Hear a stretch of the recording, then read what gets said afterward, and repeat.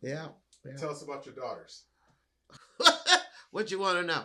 You tell us what you want to know. Well, Kim and Michelle. I keep saying Kim and Michelle, but it's Michelle and Kimberly because Michelle is the oldest. She's 30 seconds older than Kim. 30 seconds. 30 seconds. That's close. 9:39 and 9:39 and a half. Born here in Elyria? Memorial? Yes, they were.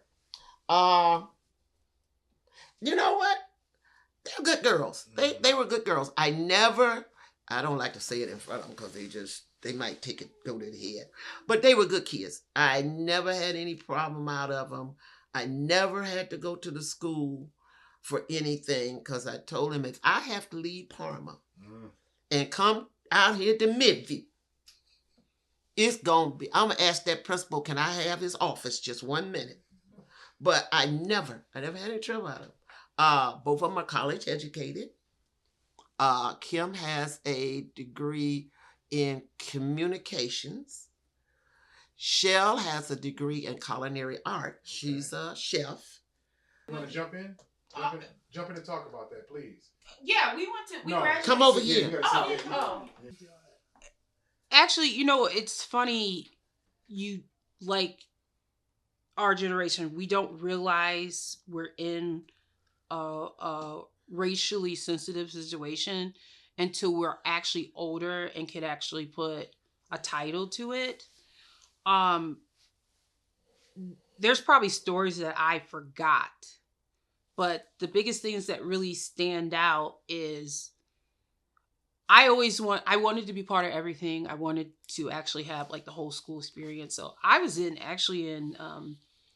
student council from like middle school all the way up.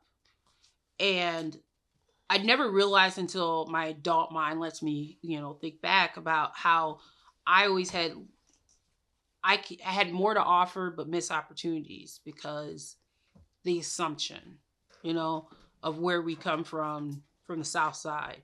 Because, Ma could attest to this. They didn't want black kids in Midview. Mm-hmm. They fought about, who was going to go to Midview, who's going to go to Elyria.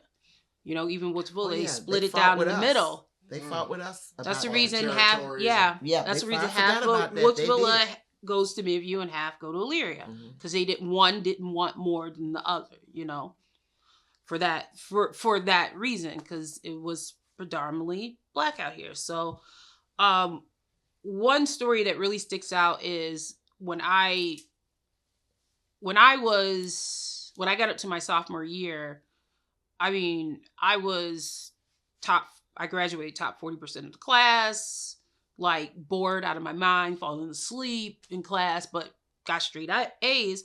So I wanted to go to JVS my junior year for culinary because, I ran my home ec class. I dominated it. And it was fun. It was challenging because nothing else was challenging. And at the time, if I was a kid now compared to then, what I scored on my some of my CAT tests and the tests they would give you throughout, growing up, I scored high in math and science. To this day, I could tell you another story that happened about a month ago at a Cavs game, and I blew their mind doing stats. It's just stupid stuff like that, math. But no one knew they couldn't nurture that skill back in the late 80s and 90s. They didn't know what to do with a black young female who can calculate and do math. So, it was interesting because, culinary is nothing but math and measurements. I remember at the time I was trying out for manacles for Midview because I was in choir all my junior year. All my from junior, really from middle school all the way up. I was in student council from middle school all the way up. I played 2 sports, and I was, a high top percentage of my class. So I didn't hear back about my JVS application, you know, and I was waiting and waiting. So it turned out maybe was sitting on it and didn't want to let go. So my counselor, because I talked to my counselor about what really too started it. I wanted to be a movie director. Like I loved movies. I had a very vivid imagination. I have ADHD. So my mind is constantly thinking 2,000 steps ahead of everybody and seeing like beyond, seeing through it situations. So my mom went in for a meeting and the counselor told my mom that, if she goes to JVS, she'll become a short order cook. Yeah.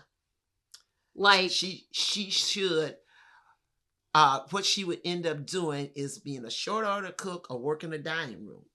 And she wanted to go to culinary art school after high school. So I told him. After he told me to think realistic. Mm-hmm. Because then, once again, what I'm going to do as a Black female, tell her to go to art school, what I'm going to tell her, how I'm going to do, now it's different. Yeah. I easily could have became a director, producer just on my own. But back then you didn't have those resources. I told him I would die and go to hell before I let her do that. If she wanted to go to college and she wanted to get a degree, she's going. And he says, well, I don't think it's realistic. I didn't ask you what was realistic. I told you what she's going to do. So it's like, how can you tell her that when she was doing so well in things? Yeah. I'm dying to go to hell first. We didn't find out until I was a senior at JVS. Finally, when they released me, that they didn't want to release me. Miss Grayson. Yes. Miss Grayson was the one. She told him that she was coming to JVS. They didn't want to release me because I helped MIVU meet their minority quota. Yep. They needed the numbers. Needed the numbers, and Jermaine for state funding. Yes, me, Jermaine Butler, Kim, my sister, and there was Alicia Fortune. Yeah. Because Alicia was a year older than us. We were like the only 4 Black kids that were actually in something. Jermaine was in ROTC, Alicia and my sister was in band. I was in choir, and I played the sports. So academically, we were the tokens, literally the tokens of MIVU. And so, fast forward somewhere in my crazy culinary career, I was like, you should go back out there and tell him and show him. I was like, I ain't worried about it. See, that's what I ain't worried. I want to show you what she can do. It's just like that, or when, growing up, we were all just, they were blame things at the school, certain things would happen and they would blame the Black kids and all this stuff. Because all the Black kids were coming from the South Side. There was one kid that lived in Grafton. And I think that lone wolf. Always was one lone wolf that lived in Grafton. Even when I was there was one live in wolf. a cul-de-sac or something. Yeah. And I think her father worked at GM or something. She was under us. Oh, that was the preacher. Not the one from the rise. No, from Promised Land. Wait a minute. What was his name? The Wells. Yeah. Pastor Wells and them lived out there. When they were there. When I was there, it was the Staffords. The Staffords were high yellow, so. Yeah, they were past. You're gonna get past. Yeah, they ain't get back. You're not threatening. You're not threatening. You wear my shade of makeup. You're not threatening. Wow. But so that dynamic and I always wondered how they cut up Elyria. Mm-hmm. Way back. They didn't. So they needed that for state. Way back in the 70s. They started that. I remember going to a meeting over here. They had a meeting. Where were we at? We went to that little church where used to be Tommy Harris's church. On right, Nelson Street. Yeah, right there. They had a meeting over there, and they were like, who's gonna get them?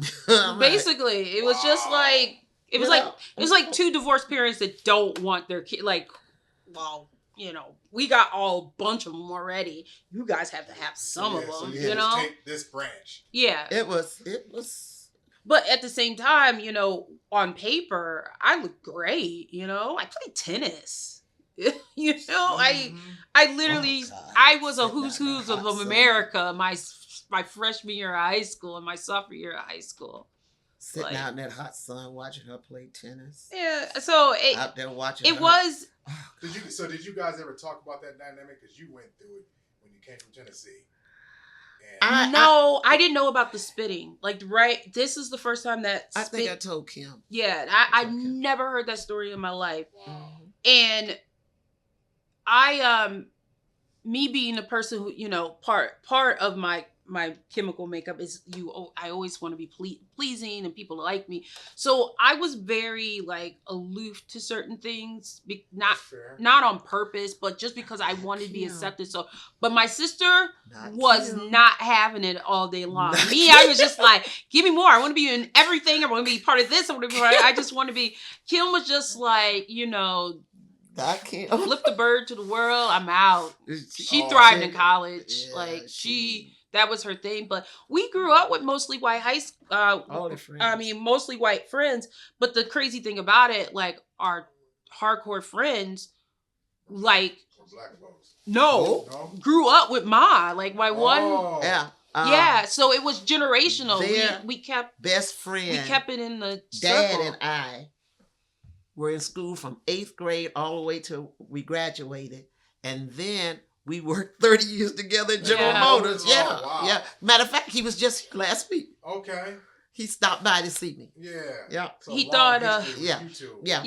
He thought he gave her. He boxed the turtles that she liked, and he thought she got sick off of that in the hospital. He was like, he was like, I didn't know. I asked for salted and unsalted. And I was like, no, it wasn't the chocolates. He was like, well, if I knew I was going to upset her that much, I told him it took 50 years for you to give me some candy. 50 years. But then, and that's the flip side of the coin to Midview, That you it was some real good it's people. A gift and a curse, because I have been in some rooms, I've been around some people that I could stick and move with and knew exactly what they were going to do, how they were thinking, what they're going to say. I could tell who was like really true blue and who was faking it. It's because of Midview. So Midview taught you some stuff. Midview, I think I learned more about how to navigate through all this life than I did. With that. I worked with this woman a couple years ago when I was at the cheese shop, and then she was making this comment about being too white and, I don't want my kid going to white school. And I was like, let me stop you there. Actually, I want to say that is like the best thing I have to say for myself, because at the end of the day, I can sit in any room and I can relate to anybody that I can possibly relate to, because my eyes were open to things that would never happen if I went to a mostly black high school. And I'm not saying there's nothing wrong with it. I would have loved to have been around my culture, around my people, but at the end of the day, that's not the real world. She was around her people. Yeah. Once she left Midview, Mount Nebo and all that. Yeah. She was raised in Mount Nebo. That's an interesting way to put it. But at the same time, if that was all you was exposed to, besides your mom having you go to a predominantly black church, I think it might be a little different. But see, that's where that balance went in. Yeah. Yeah, because I wouldn't have had a realistic view of the world. And that's the part of being raised by a Southern black family, too. Explain more about your grandparents. Your take on your grandparents and the influence that they had. Spoiled rotten. We were spoiled rotten, but they taught us how to work. Okay. And I think watching them work and watching them get up every morning, go to their jobs, they never talked about, I hate this or hate that, because that wasn't the mindset. The mindset is I work hard, I get what I want, I can have better things, which that mindset has been it worked too well because I can't help but working because I know I can buy myself stuff. There's no, yeah, because that's how he really had he really was influence on them about. And mom was like, I don't feel like going to work today, I ain't going. But daddy. But I watched Mama spend the money and pay the bills and know what she was able to do. And I know what the hard work. So she did put in the hard work. She put in hard work. And I remember because I'm not saying she favored me more, but she did. I was always with them. They trust me more. My grandfather was like, you just like me. You just me. I don't trust your mama. Your mama spend everything I got.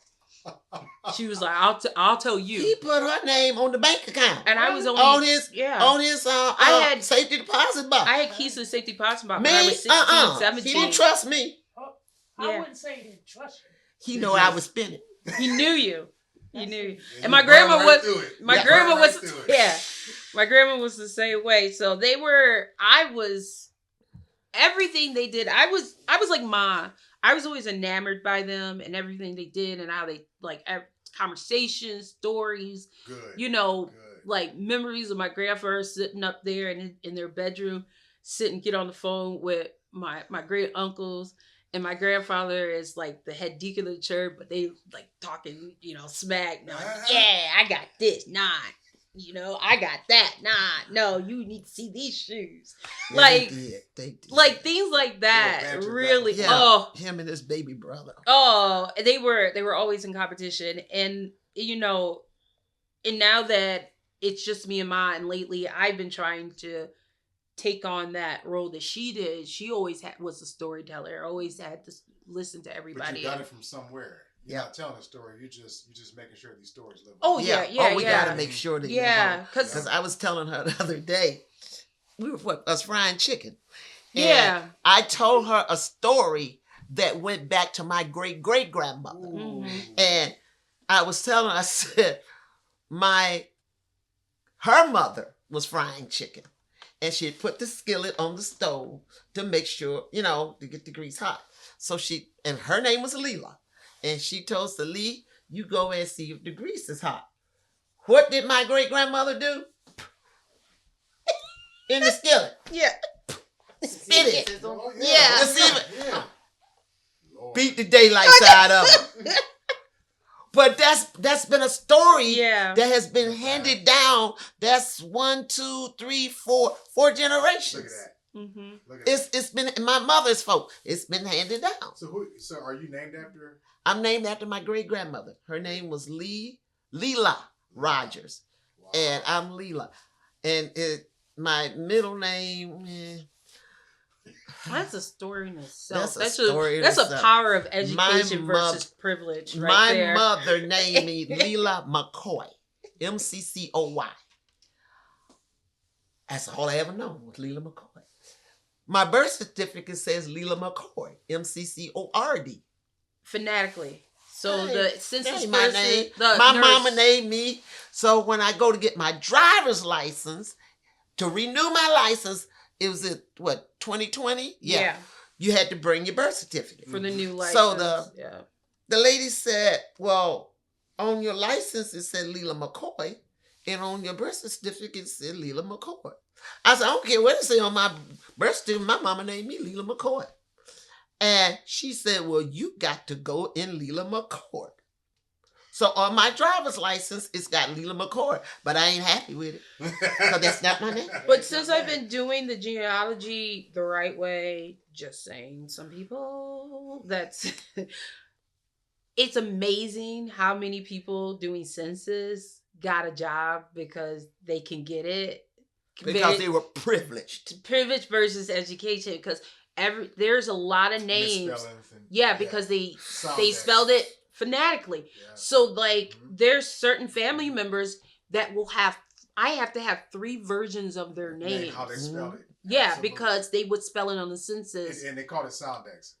However it sounds. And they don't even go back to fix it. And then they don't spell check it with, you said, Oh, like my mom said, Lela McCoy. Well, I write down Lela McCoy. Now, did you say Lela McCoy or did you how say would Lela you like McCoy? to How spell? would you like to spell that? Yeah. They spelled it the way they thought it should be spelled. And I wasn't happy with that because my mama didn't name me And that. then there's one family member I found, they listed him as when he was a child, as a girl, like put a female. Who? I can't remember. I have to go back. But I remember this because these are things, these are things that stand out. And there's so many of, There's so many of us. Right now. Glasses. Yeah, There's right just now, so many I just of looked us. at it kind of like making sure I had Miles' references correct. I'm like, there, you got that right. There's so, I still got 130 some that I have to it's clear. so many Because there's of so many. It just grows and grows and grows. Have you been down to Tennessee? Oh, no, always, Yeah. always. How do you feel when you're down Don't ask her because she bougie. No, I'm not. She bougie. Don't ask her because she bougie. I Ask Kim. Kim will tell you she parties, she go I with party too. She bougie. But I don't eat fried food. I can't. It makes me sleep. It's no, it's not sleepy. It's health, like high blood pressure, ankle See? swell. She bougie. I gotta have some vegetables. She Like bougie. I'm- She there? bougie. She bougie. I said, my northern Alabasta skin can't do this. Kim I'm be from the out north. with her cousins. She be partying. She be having good. I do Bougie. too. The last time we were there, I partied. You were asleep. Oh, man. Oh, not the last time, but the time before. No, the last time when we were there for Clyde. Yeah, Oh. You got it in a little bit. I do. I just don't get a chance because hospitality. It's different down there. Well, no, when I worked in hospitality, Yeah. missed We a could lot. go, but she wouldn't be able to Because get I off. would She have missed to a be lot. here Yeah. for other Supervisor, so she would have to be home. and manager. Here. And I was trying to trying to make Please people. and really just Missing out on something. Yeah. I missed out a lot. So I told him I decided at 41 I was gonna live my life like I was like 19, just out of high school, trying to figure it out. Just like chilling, do a job where I could just work it, get off, and just do whatever I want for the day. Compared to like have to stay, do paperwork, and have that conversation. This and that. And What kind of foods do you remember from down south that you like? Did you I guys eat the sweets. Did you guys eat off the pig a lot? Chitlins, Yeah. ham, bacon. Mm-hmm. Now, I did not eat a pig foot until I was, Kim and Shell were born in big kids. So they had nothing to do with being down south. No, I never had well, one thing, my Your grandparents grandparents would cook when y'all was down there. What would y'all eat? Like, because I remember my dad said everything was pretty much off the pig. we ate more beef and chicken because Really? my grandfather had heart problems, which I probably where I inherited mine from. Clowning me And because I got my- problems. My grandmother had high blood pressure, and so did both my parents. So rather than eat a lot of pork, Yeah. We ate ham at holidays. We didn't do ribs until we got here. Goat. Go. Oh my God. That was some bullshit. 10 and 5. Oh yeah. Goat. There was only two They of would- them. They didn't have to worry about They kill a goat. Yeah. And they would dig a pit and put it in there. Ooh, Oh God. I love goat. I have been with Mhm. Africans. I have been in Africans' homes getting my hair braided, and they cook and make goat in a. I sit in the middle of the floor in Kentucky with Africans I didn't know nothing about and eat out that pan like this before there was COVID. Yeah.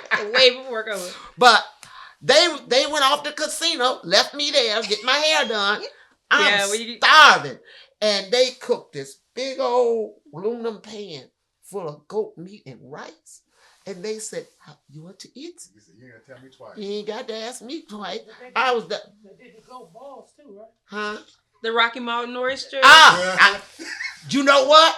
I love them things as a kid. And my grandma would tell me, you can't eat those because those make you fast. Oh, so she'll correlate that. She'll correlate that. That make you fast. That's weird. You That's can a weird only one. eat a little bit because that make you fast.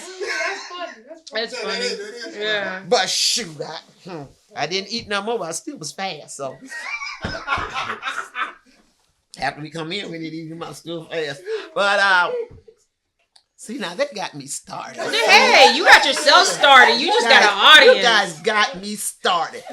But my grandmother's chicken and dressing. Mm-hmm. Oh my God, her egg pies, her chocolate pies. Oh. How would you guys celebrate like Christmas living down in Tennessee? Same way we. Only difference, we had first day of Christmas, second day of Christmas, third day of Christmas. First day of Christmas, everybody be at our house. Second day of Christmas, I go to my other grandparents' house. Third day of Christmas, I go to my aunt's house. So that's how we celebrate. When did that start?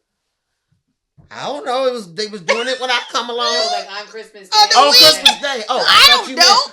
I thought you meant when did the tradition start? No, it would start Christmas Day. Would be at our house. That because you remember I told you my other grandparents, my mom's parents lived with us. Yeah. Then the second day we would go to my daddy's parents' house. Okay. Then the third day we would go, which would be like the 27th. We would go 28th. We would go to my aunt Willie Pearl's. And that's the way we did. You guys had cars then, because I remember. Yeah. So my father. Yeah.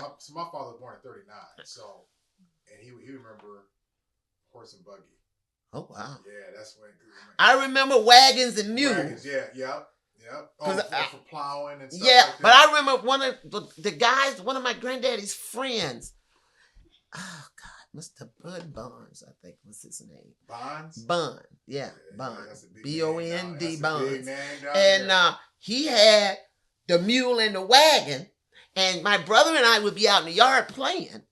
And he would go to the store. He'd be on his way to the country store in his wagon, his mule.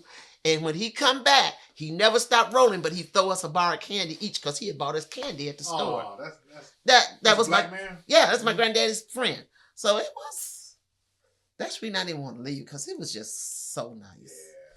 Yeah. But I guess everything changes, Right. Everything makes a change, but I'm satisfied. I was satisfied.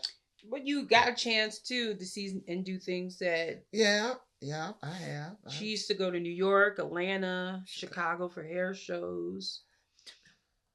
I'm just saying, my mom has lived a very interesting life. And people know you out here, Miss Lela. Yeah, that that's why we coming that's why we got you. Like, I gotta get her.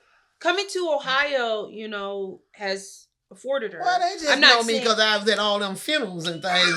That's how they know me. They call you Miss Death in the streets. That's how they know me. When I wasn't driving limo, I was somewhere with that white uniform on. They called you Miss Death. Yeah, no. They don't. We call it that. That's what she is. But I just like helping people. Yeah. I like people. I love people. And I just love helping people. And once I got older, once I got grown and everything, I joined the organization in Lorain, the Lorain County Nurses and Ushers Union. We weren't no professionals. They just called us that. Yeah. But what we did, we dressed in our white uniforms and we went and we took care of families and did what we could for them. Gave CPR. What's it called again? The Lorain County Nurses and Ushers Union. Okay. Miss Kimber she was the second president in the union. And then we had Miss Frances Woods. We had General Brown. General Brown. Yeah. General Steele. They gave him a plaque. Go get my plaque off the wall in there. Let me show my plaque. Out of where? In the spare bedroom. I can't get over there, Mom. Oh, that's okay. But we were all together. They call us up and we would go. Mm-hmm. We would go. Sometimes we do 2 in one day. I have done 3 in one day. Goodness. Yeah. But it got to be a little much because looking at that much sorrow, it gets next to you. Yeah. It can get next to you. Especially when you start knowing the folks. That's it. That's one reason I'm backing off from even with the funeral home, because when I first started, it was like, oh, we got to go here, child. We're going to do this and we're going to do. I didn't know them, didn't know nothing about them. And then it got where it was people I knew, It's raining. people I had grown, people I've been around partying, and I mean just growing up with, you know, over the years. It's starting to hit a little different. It now. hit a little different now. Yes. Now I'm the funeral coordinator for Living Word Church in Lorraine. So we what I do with that, I just order flowers and call the family and give you my condolences. What do you need? And she writes really beautiful resolutions or condolence letters. Yeah, so we do all that. I taught her how to use AI on some of them. Change it GPT? up.